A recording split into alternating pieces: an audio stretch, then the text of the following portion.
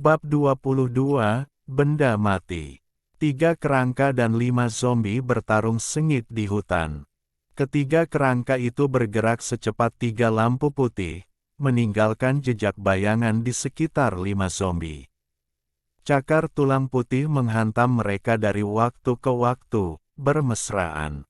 Suara, bang-bang. Xiao Chen sangat terkejut, apa yang dilihatnya di depannya membuatnya merasa luar biasa.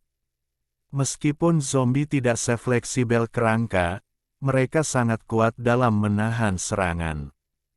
Cakar tulang putih dari 3 kerangka yang dapat menembus pohon raksasa ternyata sulit untuk disakiti. Hanya ketika mereka menyerang mata mereka, kelima zombie tersebut akan menghindar karena ketakutan. Rawa yang menakutkan, pertarungan antara benda mati dan benda mati. Setelah menonton selama setengah jam, Xiao Chen menemukan bahwa ketiga kerangka itu secara bertahap kehilangan kekuatan. Jika mereka 1 lawan 1, mereka lebih kuat dari zombie, tetapi sekarang mereka tidak sekuat lawan dalam jumlah. 3 melawan 5, mereka jelas kalah. Saat fajar menjelang, racun mayat di rawa menjadi semakin tipis, hampir hilang sama sekali.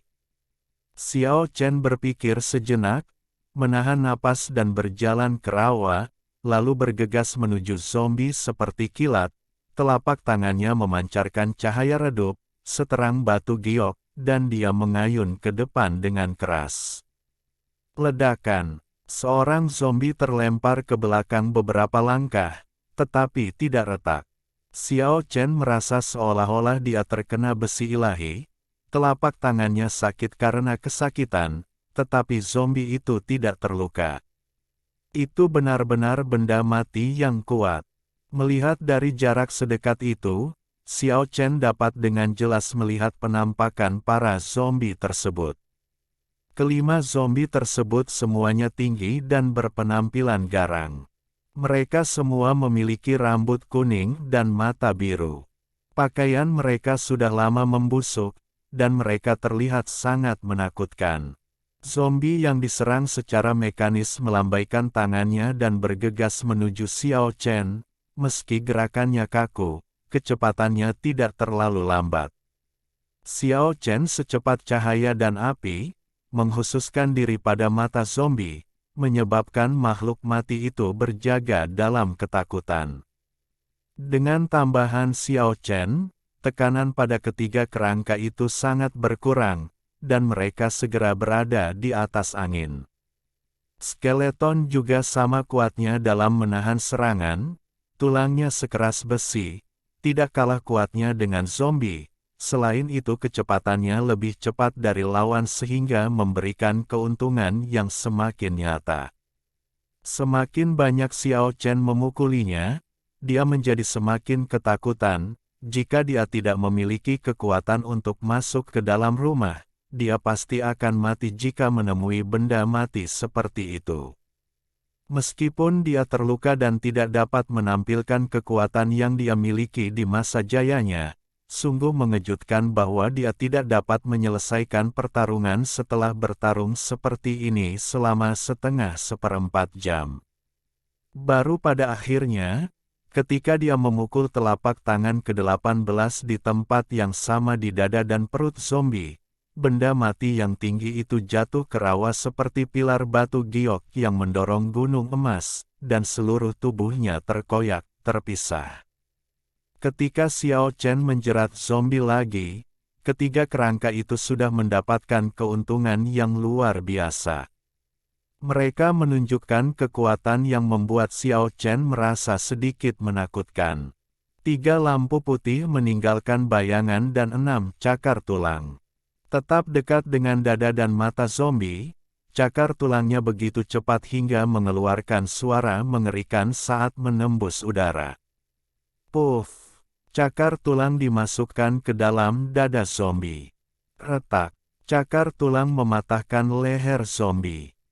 Karena partisipasi Xiao Chen, kelima zombie itu dikalahkan secara menyedihkan. Setelah setengah jam, pertempuran selesai sepenuhnya. Xiao Chen memecahkan 2 zombie, dan 3 kerangka mencabik-cabik 3. Adegan itu agak berdarah dingin dan menakutkan, tapi ini adalah hukum kelangsungan hidup mereka. Sekarang sudah menjelang fajar, dan racun mayat hampir hilang seluruhnya.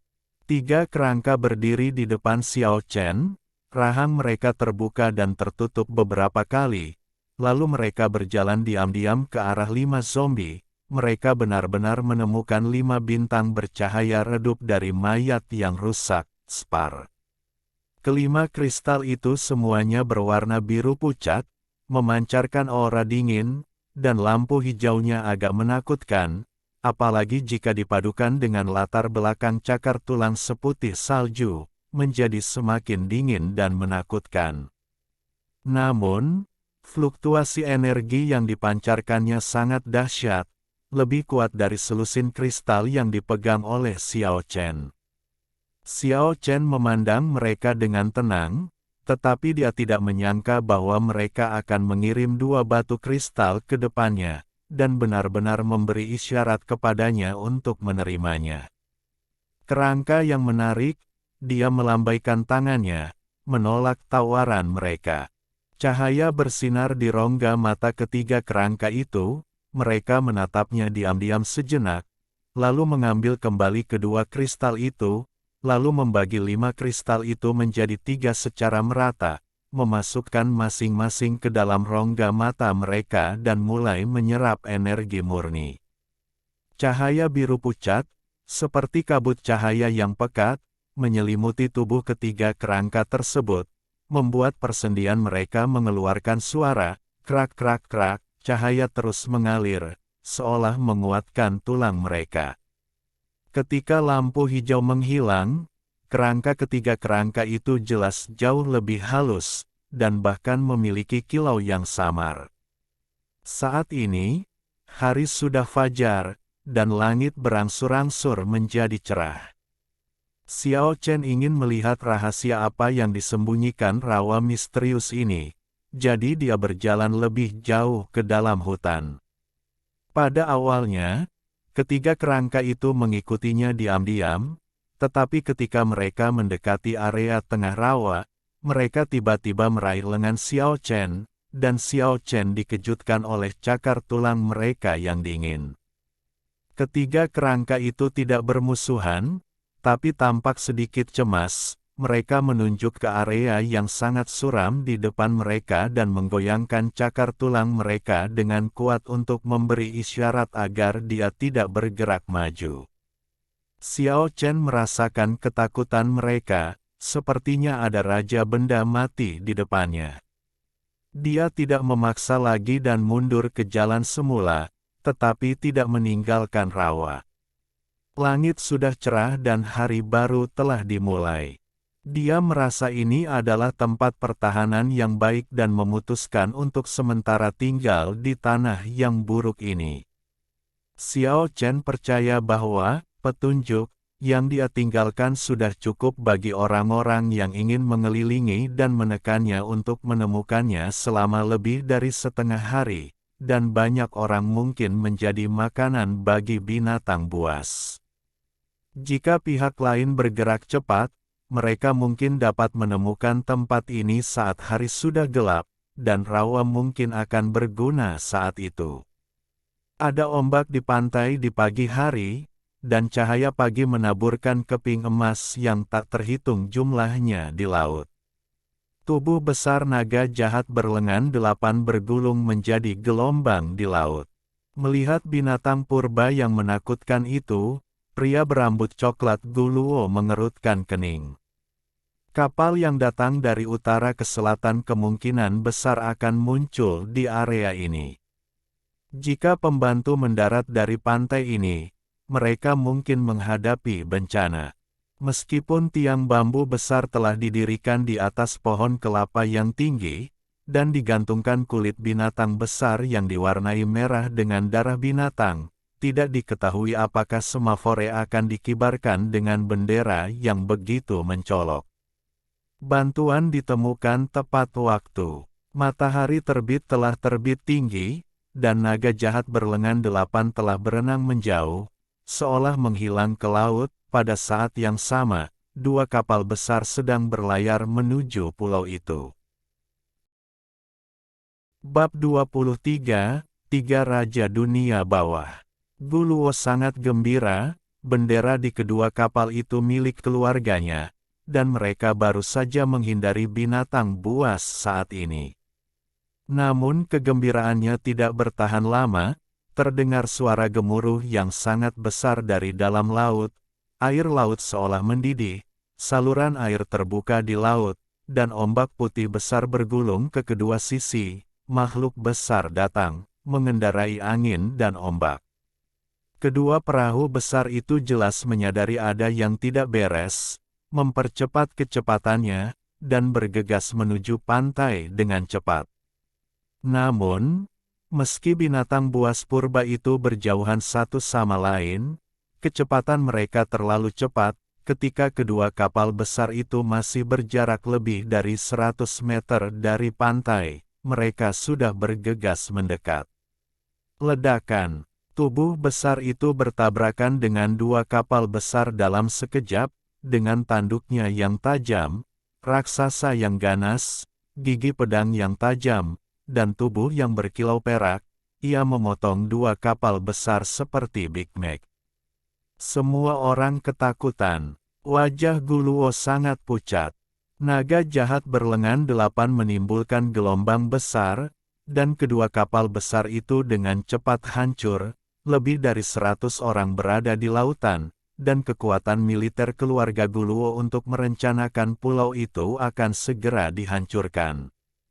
Namun, naga jahat kuno itu sepertinya meremehkan makhluk sekecil, semut. Setelah menghancurkan dua kapal besar itu, ia tidak membunuh siapapun di laut, tetapi terus menimbulkan gelombang besar. Banyak orang yang tenggelam ke dasar laut selamanya bersama pusaran air besar tersebut, namun masih ada 40 atau 50 orang yang berhasil melarikan diri ke tepi laut dan selamat.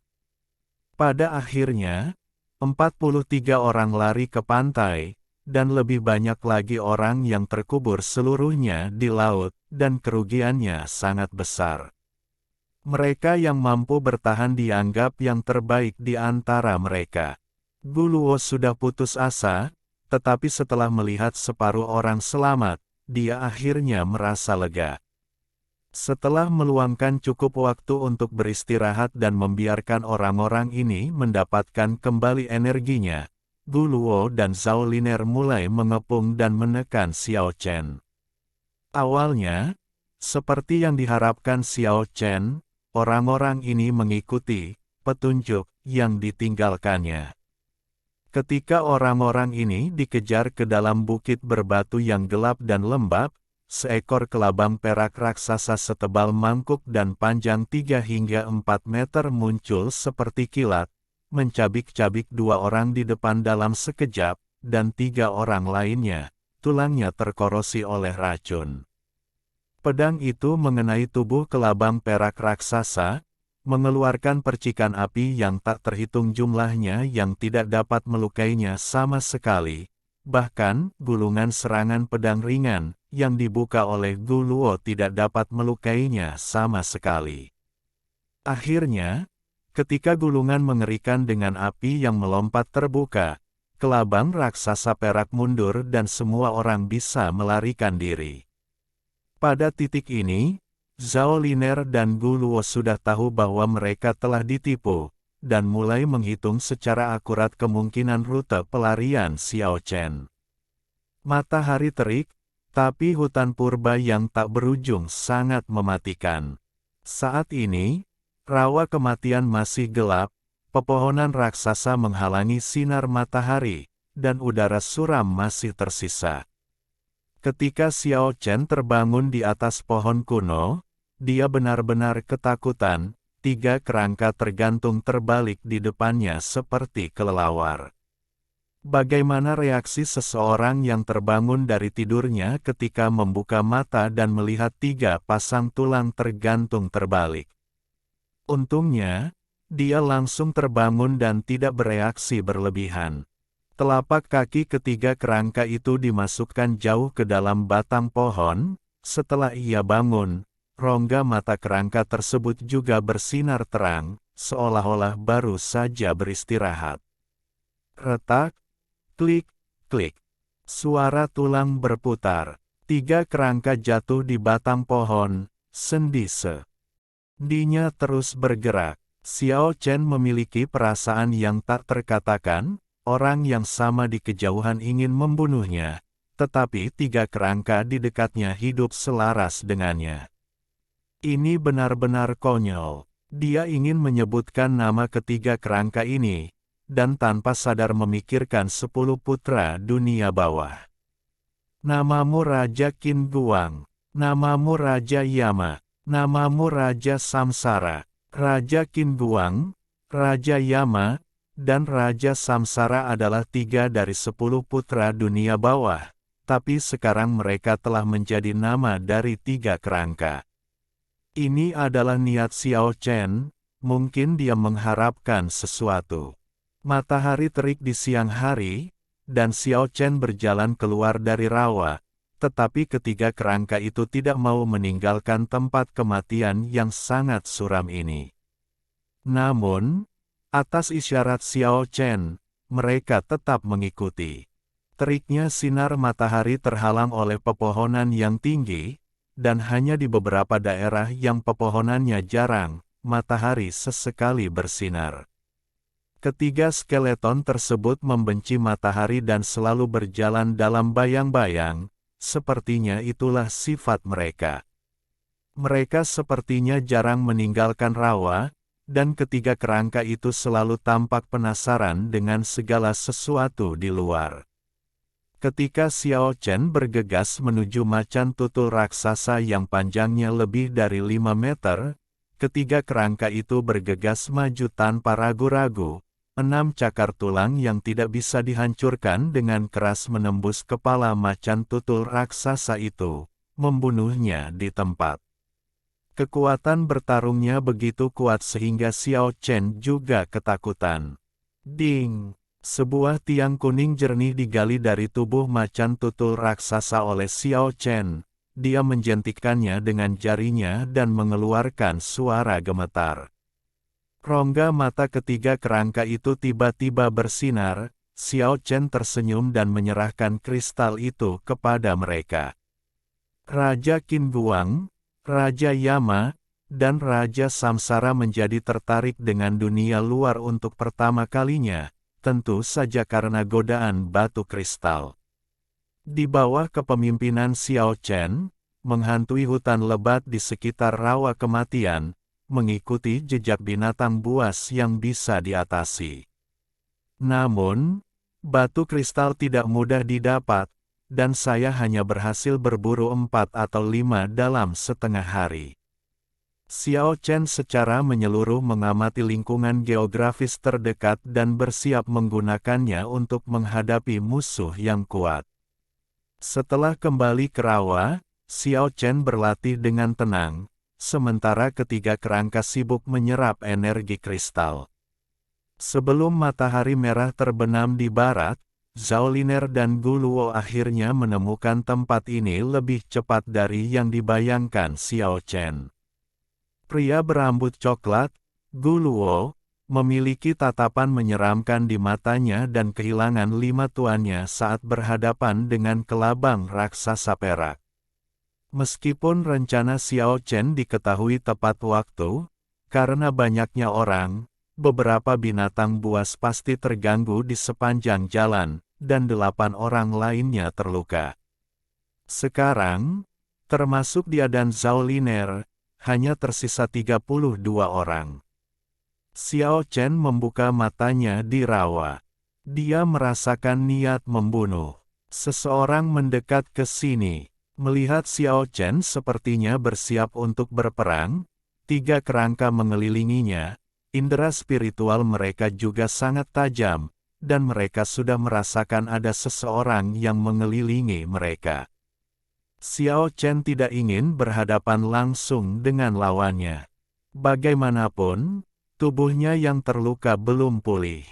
Dia harus menunda waktu hingga matahari terbenam. Ketika racun mayat naik saat itu akan menyebabkan pukulan telak bagi lawan.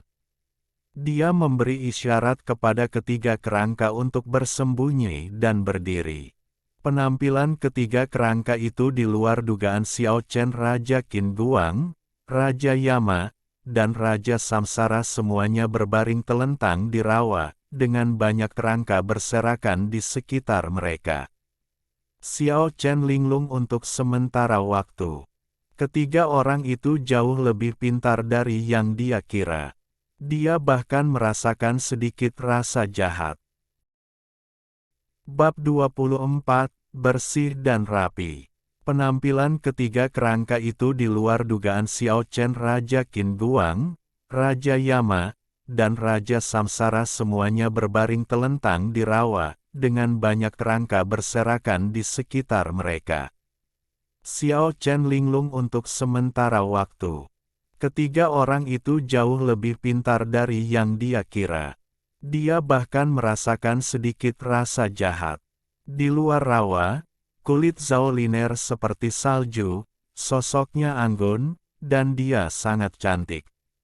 Dia dapat digambarkan sebagai orang yang sedingin es dan tulang giok, segar seperti bunga dan pohon yang ditumpuk dengan salju. Dia bisa jadi dianggap sebagai kecantikan tiada taraf yang akan memikat seluruh negeri. Di hutan yang luas ini, dia tampak seperti dunia lain. Pria berambut coklat Guluo melambaikan tangannya tanpa suara, dan puluhan orang di belakangnya segera menyebar dan mengintai di rawa. Dia dan Zhao Liner mengikuti di belakang. Lahan rawa yang suram membuat takut para penyusup ini. Aura suram memenuhi hutan, membuat mereka sadar bahwa tempat ini sepertinya bukan tempat yang baik. Tulang Bai Sen dapat dilihat di mana-mana, benar-benar tempat kematian. 30 tuan telah menyebar ke kedalaman rawa. Ada cibiran di mulut Guluo. Ada berbagai tanda bahwa Xiao Chen ada di rawa dan hari untuk membunuh mereka adalah hari ini. Matahari terbenam berwarna merah darah, dan perasaan tidak menyenangkan tiba-tiba muncul di benak Guluo. Dia merasakan bahaya, tetapi tidak dapat mendeteksi sumbernya. Tiba-tiba, cahaya putih muncul. Kerangka di kakinya melompat tinggi, dan cakar tulang putih yang mengerikan menusuk langsung ke dada dan perutnya. Perubahan ini sangat tidak terduga. Musuh tanpa fluktuasi kehidupan tergeletak di kakinya, sungguh mustahil untuk bertahan melawannya. Guluo buru-buru mengayunkan tinjunya, nyaris tidak menghalangi sepasang cakar tulang. Dia ingin menggerakkan kakinya untuk beradaptasi, tetapi terkejut saat mengetahui bahwa kakinya terkunci erat oleh kerangka. Dalam kepanikan, dia menyerang kerangka di depannya, tetapi ada rasa sakit yang menusuk di punggungnya, dan cakar tulang putih menembus dalam-dalam. Ada kerangka di belakang. Dari serangan mendadak oleh Raja Qin Guang, Raja Yama, dan Raja Samsara hingga Guluo mengeluarkan jeritan yang menyayat hati, itu hanya dalam hitungan detik. Zhao Liner, Dewi Kerajaan yang sangat anggun, menjadi pucat setelah melihat pemandangan ini. Dia belum pernah melihat kerangka membunuh siapapun sebelumnya, tapi dia bukanlah orang biasa. Jadi dia bergegas maju dengan pedang panjang. Mayat hidup, itu adalah makhluk undead yang memperoleh keabadian dengan cara alternatif. Orang-orang di kejauhan berteriak, "Cepat dan lindungi tuanmu." Terjadi kekacauan besar di rawa, dan semua ahli yang tersebar bergegas ke sini dengan cepat. Raja Qin Guang, Raja Yama, dan Raja Samsara tahu bahwa bahaya sudah dekat. Mereka terbang tanpa ragu-ragu, namun mereka tidak lupa memasukkan cakar ke tubuh Guluo lagi. Ada 4 lubang darah di dada dan perut Guluo, dan darah berdeguk, mengalir keluar, dan bau darah yang menyengat memenuhi udara. Zhao Liner mendukung Gu Luo, yang akan jatuh ke dalam genangan darah. 7 atau 8 tuan segera mengelilinginya, sementara yang lain meraung dan membunuh ketiga kerangka itu. Xiao Chen, yang bersembunyi di pohon raksasa, sangat terkejut. Dalam persepsinya, pria berambut coklat adalah lawan yang sangat tangguh. Namun, tiga kerangka memberinya kejutan tak terduga. Ketiga raja tersebut justru berhasil melakukan serangan diam-diam dan dengan rapi menjatuhkan pria berambut coklat tersebut. Ini benar-benar kemenangan besar di luar imajinasi. Tanpa penundaan, Xiao Chen bergegas turun dari pohon raksasa dan melangkah keras dengan kakinya. Ada beberapa suara tajam, klik, klik, klik. Kedua orang yang bergegas melewatinya memilih. Tulang dada yang sangat tenggelam, darah tumpah dari mulut mereka, dan tubuh mereka jatuh ke tanah. Xiao Chen meninggalkan beberapa bayangan di rawa, dengan cepat muncul di antara kerumunan yang panik, dan mulai membunuh dengan kejam. Ketiga kerangka itu juga menunjukkan kekuatan tempur yang kuat saat ini. Raja Qin Guang, Raja Yama, dan Raja Samsara. Kecepatan mereka sangat cepat sehingga mereka bergerak melewati kerumunan seperti tiga lampu putih. 3 atau 4 orang telah ditusuk dadanya oleh mereka. Cakar tulang putih benar-benar membunuh mereka dengan satu meniup.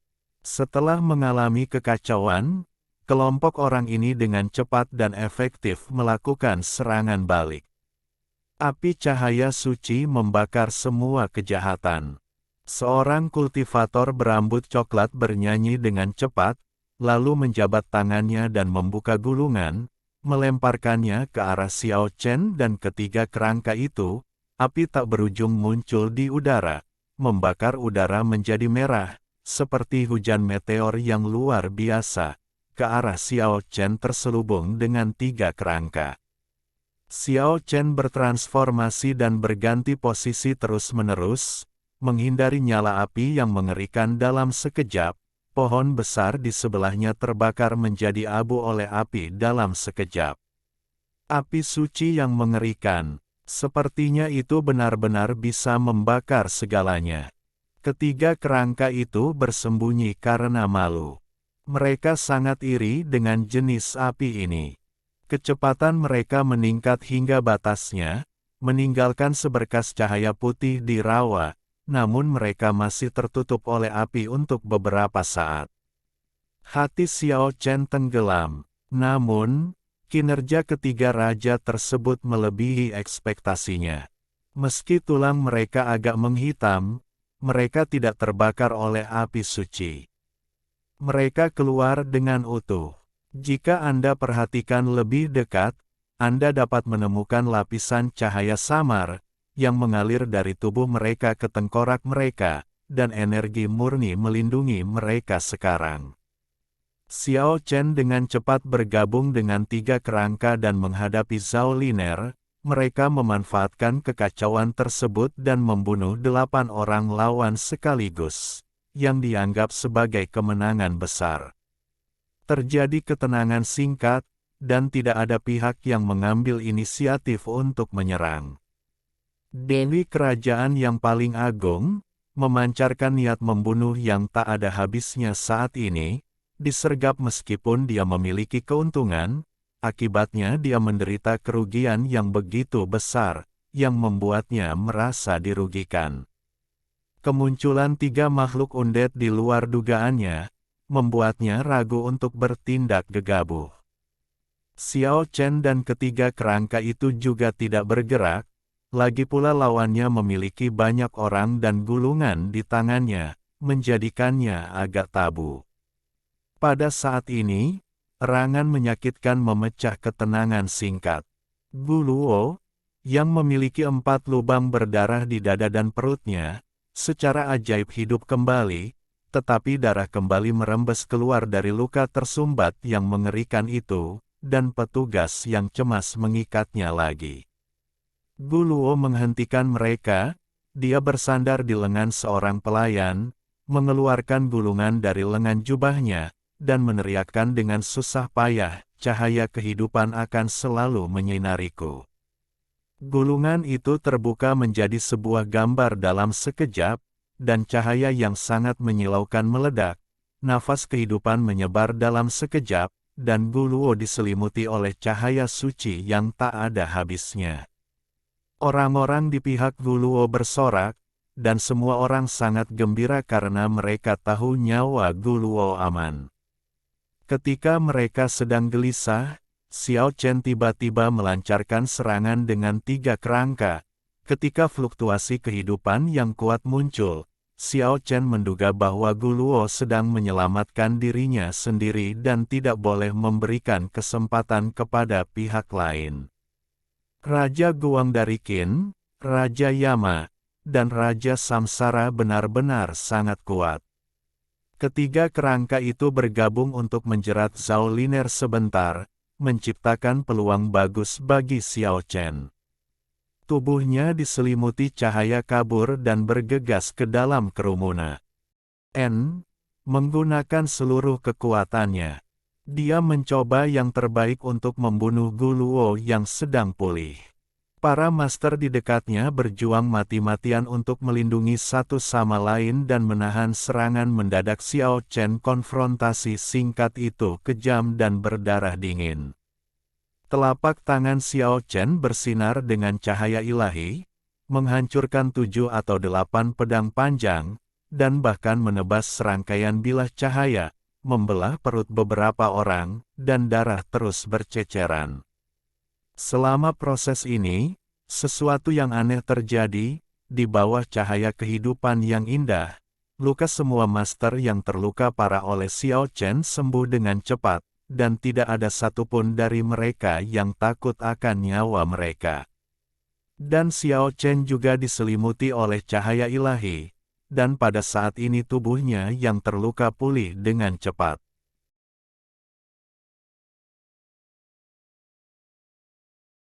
Alhamdulillahi jazakumullahu khairo. Oke, cukup sekian novel kali ini. Mungkin ada kata-kata yang kurang pas, saya minta maaf yang sebesar-besarnya. Semoga yang sudah baca Allah paring kesehatan, rezeki yang barokah, dan umur yang panjang. Amin. Untuk membantu admin jangan lupa klik tombol subscribe ya.